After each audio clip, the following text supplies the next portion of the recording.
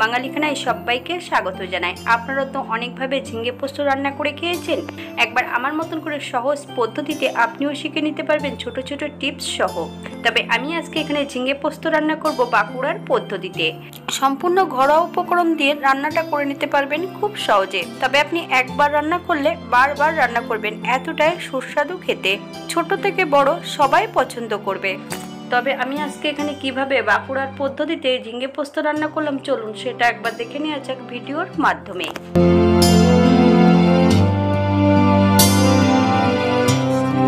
আজকে আমি এখানে নিয়েছি 500 গ্রাম ঝিঙে। ঝিঙেগুলোর খোসা পরিষ্কার করে নিতে হবে।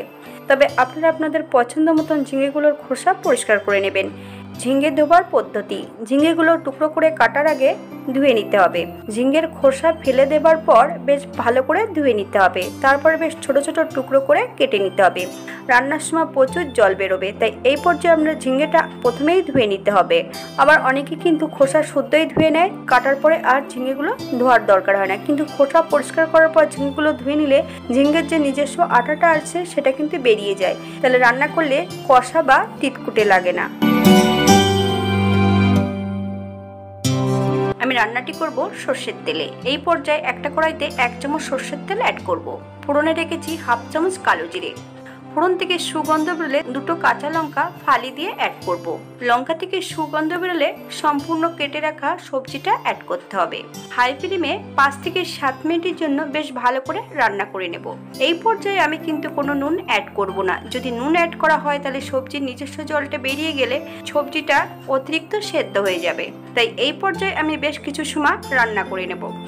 বাঙালি রান্না ঘরোয়া উপকরণ দিয়ে। আপনাদের যদি রান্নাগুলো পছন্দ হয় তাহলে চ্যানেলটি সাবস্ক্রাইব করে দিয়ে পাশে থাকবেন। পাশে থাকা বেলটি বাজিয়ে দিবেন, নইলে নিত্য নতুন রান্নার নোটিফিকেশন পাবেন না।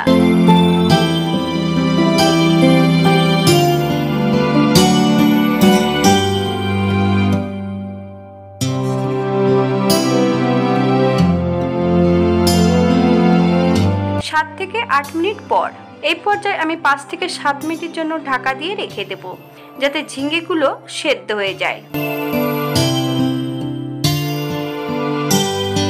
7 মিনিট পর এই পর্যায়ে ঝিঙেটা অনেকটাই সেদ্ধ হয়ে গেছে।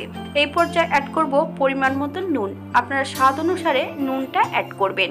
আবারও আমি বেশ 4 থেকে 5 মিনিটের মতন মিডিয়াম আঁচে রান্না করে নেব।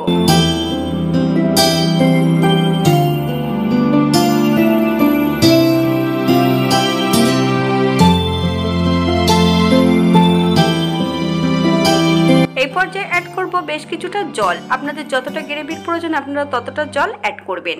তবে জলটা কিন্তু ঈষদুষ্ণ গরম হতে হবে, না হলে ঝিঙেগুলো সেদ্ধ হবে না। হালকা হাতে নেড়েচেড়ে দিয়ে 5 থেকে 7 মিনিটের জন্য হাই ফ্লেমে রান্না করে নিতে হবে।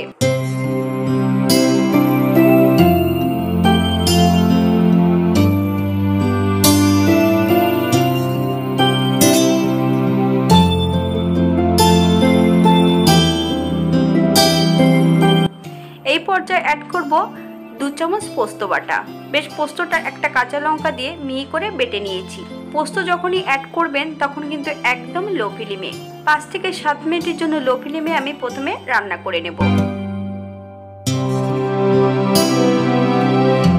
আবারও আমি 2 থেকে 3 মিনিটের মতন মিডিয়াম আঁচে রান্না করব। এই পর্যায়ে অ্যাড করব 1/2 চামচ চিনি। আপনারা যদি চিনি পছন্দ করেন তাহলে পরিমাণে বাড়িয়ে দিতে পারেন। তবে আপনারা ঝিঙেগুলো সেদ্ধ হয়েছে কিনা একবার চেক করে নেবেন, তারপর চিনি অ্যাড করবেন। চিনিটা যখনই অ্যাড করবেন হাই ফ্লেমে 2 থেকে 3 মিনিটের জন্য বেশ ভালো করে ফুটিয়ে নিতে হবে, তাহলে চিনির নিজস্ব কাঁচা গন্ধটা থাকবে না।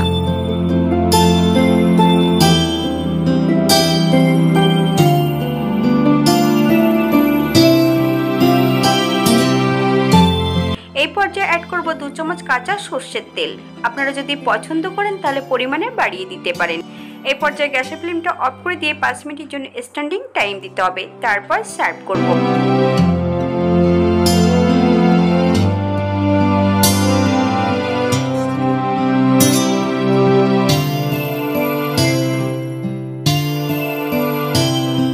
দেখতে যেমন ভারী সুন্দর হয়েছে, এটা গরম ভাতে খেতে কিন্তু অসম্ভব ভালো। আপনারা বাড়িতে একবার একই পদ্ধতিতে বানিয়ে নেবেন। আমি রান্নাটি করেছি সম্পূর্ণ নিরামিষ। আপনারা যে কোনো নিরামিষের দিন এই রান্নাটা খুব সহজে করে নিতে পারবেন। যদি আপনারা পেঁয়াজ রসুন পছন্দ করেন, রান্নার প্রথম অবস্থাতে আপনারা পেঁয়াজ রসুনটা অ্যাড করতে পারেন। সেটা খেতে কিন্তু খুবই সুস্বাদু হবে। সবজি কাটার পদ্ধতিটা যদি জানা থাকে তাহলে রান্না করতে খুবই সহজ হবে।